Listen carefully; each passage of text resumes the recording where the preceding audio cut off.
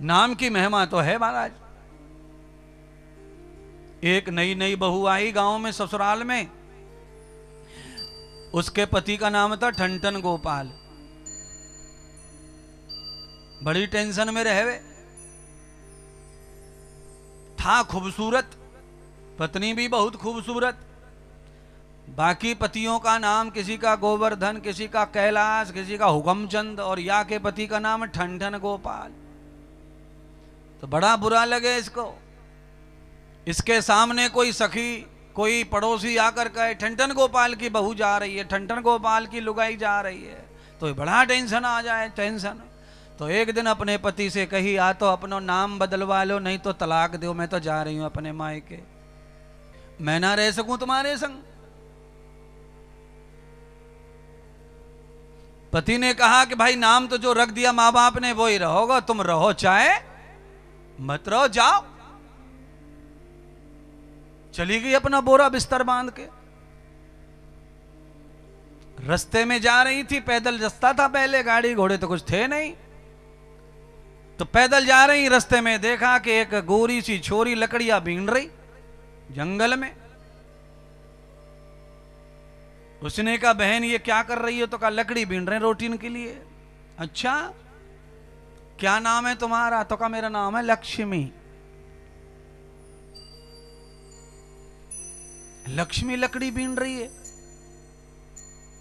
थोड़ी सी आगे बढ़ी, रथ चौक पे आ गई होगी। रथ चौक पे, रथ चौक पे आके उसने क्या देखा कि एक आदमी भूसा लेके जा रहा गाड़ी में, भूसा।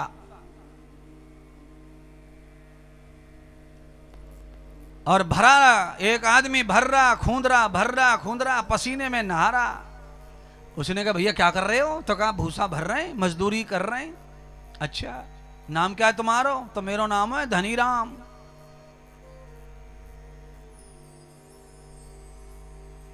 धनीराम? धनीराम जी भूसा भर रहे हैं?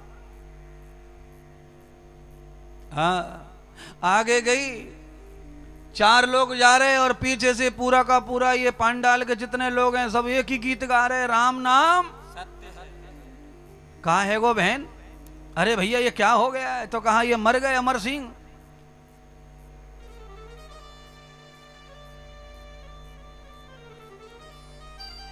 ठनठन पाल की बीवी ने कहा भाई गजब हो गया, अमर सिंह मर गए, नाम अमर सिंह और ये मर गए।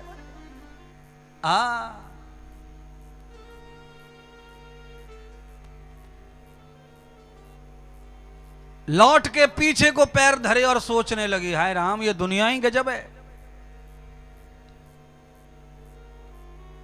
कि लकड़ी बीने लक्ष्मी, लकड़ी बीने लक्ष्मी, अमर सिंह तो मर गए और भुसडो में धनपाल। लौट के चलो अपने ससुराल को मेरे चोखे ठनठन। भैया अपने ससुराल चलो, ठनठन पाल ही चोखे, यहां तो सब गड़बड़े। तो महाराज अरे अग्रवाल लोगों जो कथा सुन रहे हो, यहां सब गड़बड़े, यानी कि हम जैसे हैं उतने ही,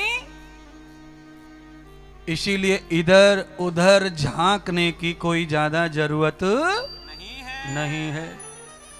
नाम वैसे तो सुशोभित ही होना चाहिए और नाम के आधार पर ही मनुष्य का कर्म भी होना चाहिए, प्रस्तावना भी होनी चाहिए, पर यह शायद संभव नहीं है क्योंकि नाम तो नादानी में रखा जाता है। 11 दिन का बालक हो गया, बालक को पता नहीं और हमें भी नहीं पता कैसा है इसका लक्षण, कैसा है कुलक्षण, और नाम संजो दिया जाता है। अब 11 दिन का भी नहीं है, अब तो नगर पालिका में भी नाम लिखवाना पड़ता है, हॉस्पिटल में तो अब तो पैदा होके 3 घंटे में गुड़ुम गुड़ुम करना पड़ता है नाम का। बच्चा घर पे लाई तब सकते हैं हॉस्पिटल से जब नाम लिख जाए नगर पालिका के रजिस्टर में, ऐसी आफत आ गई है, जड़गणना मड़गणना पड़गणना सब चालू हो गई तुम्हारी। न विधि न विधान न पवित्रता, न पवित्रता सब खत्म हो गया। अब खाली तत्काल जो नियोजन सरकार बनाए उस पे जीना है आपको। पहले तो नाम रखने के लिए भी घर को पवित्र करो, जननी को पवित्र करो और बालक को पवित्र करो, और फिर ये अच्छा सा ग्रह नक्षत्र पवित्र ढूंढो, और फिर बालक का नामकरण अच्छे पवित्र आचार्य से करवाओ। इतना विधान हमारे सनातन हिंदू शास्त्रों का है, पर शास्त्रों को कौन मान रहा है? आज तो आदमी खुद ही शास्त्र बना करके जी रहा है। एक बार दोबारा सुन लो इसको। बच्चा जन्म लेकर के नामकरण संस्कार होवे, 16 संस्कार में से एक संस्कार है ये नामकरण। गर्भाधान संस्कार, उपनयन संस्कार और श्रीमंत संस्कार, जाति कर्मण संस्कार, ये 4 संस्कार तो मां के गर्भ में ही हो जा रहे हैं। 5वां संस्कार है नामकरण संस्कार, फिर वायु प्रासान अन्नप्रासान संस्कार, करवट बदल संस्कार, और फिर विद्यारंभ समावर्तन संस्कार, यज्ञोपवीत संस्कार, दीक्षा संस्कार। 5 वर्ष में ही बच्चे के 11 संस्कार होने चाहिए। पर मुझे नहीं पता पांडाल में किसका क्या क्या हुआ है। अब तो आदमी जवान पट्ठा हो जावे तब तो संस्कार होवे जनेऊ को, किसी किसी का तो शादी के 5 मिनट पहले होवे। पंडित जी कर दे, ब्याह करना है, ले भाई जनेऊ पहनो पहले और फिर ब्याह में बैठो। पर अरे भाई, सब नियम पूरे करने से नहीं होगा। लाभ तो यथा समय संस्कार होगा तो लाभ होगा, केवल कार्य पूरा करने से लाभ होने वाला नहीं है। सिद्धि किसी भी कार्य की तभी मिलेगी जब वो समय पर होगा। अच्छा बोलिए, आपके खेत में गेहूं पक जाए, काटने लायक हो जाए सोने कलर का, तब आप यूरिया छिड़कते घूमो, उस पे काय काम को है वो? इसीलिए अगर दवा से खरपतवार मारना है तो गेहूं जैसे मुंह चमकावे धरती में से ऊपर इतना हो जाए तब ही देखो सारे काम। चाहे तो खुरपी चलाओ, चाहे तो हल चलाओ, चाहे तो दवा लगाओ, मार दो जड़ी बूटी से, खत्म कर दो खरपतवार, गेहूं की रक्षा करनी है तो।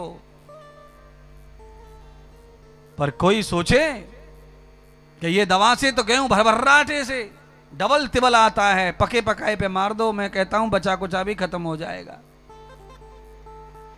इसीलिए सारा खेल समय का है संसार में। अगर आप समय पर नहीं चेते तो फिर बिना समय चेत करके केवल रोना हाथ रह जाएगा, फिर हाथ कुछ लगने वाला नहीं है। मेरी बात समझ में ना आवे ना तो बीच बीच में मैं संतों को भी साथ लेके चलता हूं। एक महात्मा कह कर गए जिनका नाम है मलूक दास, कि राम नाम लियो नहीं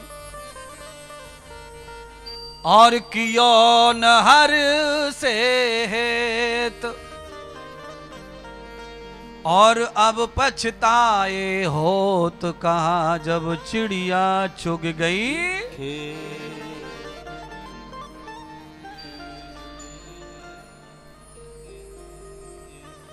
बोलिए, देखो पांडाल में तो पांडाल में घर पे टीवी पे करोड़ों लोग कथा सुन रहे हैं, करोड़ों। 100 देशों से भी कई ज्यादा देशों में कथा सीधी जा रही है और लोग खूब सुनते हैं, हमको दिल लगाकर दिमाग लगाकर सुनते हैं। मैं उनको कह रहा हूं, दीक्षा लेने का सनातन धर्म में जो टाइम है वो 5 वर्ष की उम्र है, बचपन में गुरु बनाने का टाइम है ये। लेट हो जाओ तो ज्यादा से ज्यादा 11 वर्ष और 9 वर्ष के अंदर ही दीक्षा लेकर विद्यालय विश्व गुरु के धाम चले जाना। और ये मनुष्य सबके लिए ही एक जैसा नियम है। अगर इसे वर्णों में बांटेंगे तो और खतरा बढ़ जाएगा, फिर तो बहुत मुश्किल है। ब्राह्मण को तो हर हाल में 5 वर्ष में ही दीक्षा, यज्ञोपवीत, शिखा बंधन, वेद आरंभ करना है।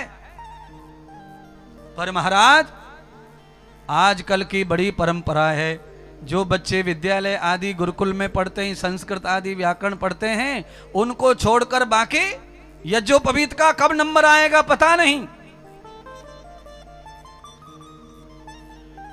इसीलिए समय चूकने के बाद में फिर आप नियम पूरा करते रहो, फिर वो लाभ मिलने वाला नहीं है। हर चीज का लाभ समय पर है। अच्छा बोलिए, फेरे पड़ गए, बारात आ गई, जिम गई और विदा हो गई, अब टेंट लगवाओ, मंडप बनवाओ, यज्ञशाला बनवाओ। अच्छा बताओ, अब का आग लगाएंगे या मैं टेंट में और यज्ञशाला में? अब आप बताइए, ये सब कब होना चाहिए? यज्ञशाला कब बननी चाहिए? मंडप कब बनना चाहिए? अच्छा टेंट कब लगना चाहिए? किराना कब आना चाहिए? हलवाई कब से खटखटाना चाहिए कढ़ाई को? 500 बाराती आने वाले हैं तो हलवाई को 2 दिन पहले चढ़ बैठना चाहिए कढ़ाई के ऊपर। रसगुल्ले बन रहे हैं, छेना बन रहा है, बर्फियां बन रही हैं, और ये नाश्ते का आइटम है, 5 प्रकार की चटनी है, ये फलाना है, ये ढिकाना है। बारात आकर बैंड बाजे पे नाच रही है और हलवाई की अभी कढ़ाई गर्म ना हुई, भूखे जाएंगे हलवाई और भूखे जाएंगे बाराती। इसीलिए महात्मा इंद्रदेव क्या बता रहे हैं, जरा और सुनो।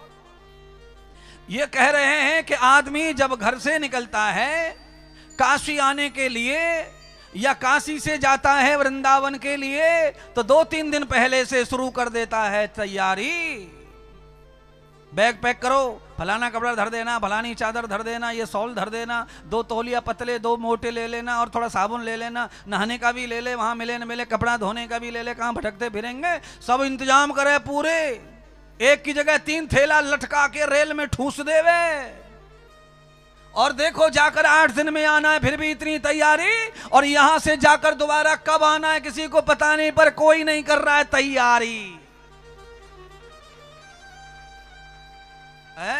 खाली 3 घंटे के लिए कथा में आए हैं, पानी की बोतल साथ लाए। बोलो, कथा के लिए तैयारी, साधन सुविधा बनाकर, पर